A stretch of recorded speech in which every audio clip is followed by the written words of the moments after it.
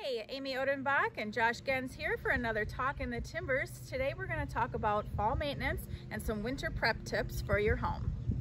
Let's go around the house and show you a few things we want to cover. Number one, make sure you disconnect your hoses from the outside of your home. And if you have interior shutoffs, go ahead and turn those off as well.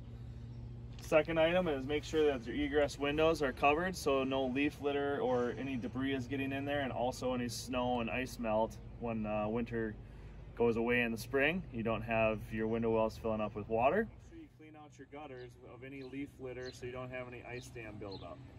And while you're up there, if it's a beautiful day like it is today, go ahead and get those Christmas lights hung up. And as we make our way around the yard here, you can make sure to have a final mow, get it nice and short going into those winter months. I've taken a yard rake over and picked up any extra thatch and leaf litter and made sure to dispose of that. And it's also a great time to pick up your dog poop. As you can see, Josh has yet to pick up his dog poop.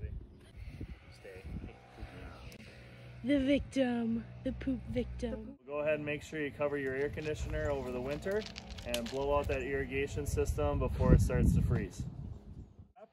Moving on into winter, it's going to happen before you know it, so make sure you get those snow shovels out of the garage and your snow blower all prepped and tuned for that first snowfall.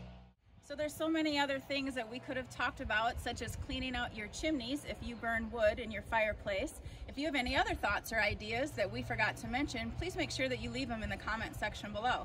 Also below, you're going to see that we have our social media links. Please stay connected with us and follow us. Say, see you next week.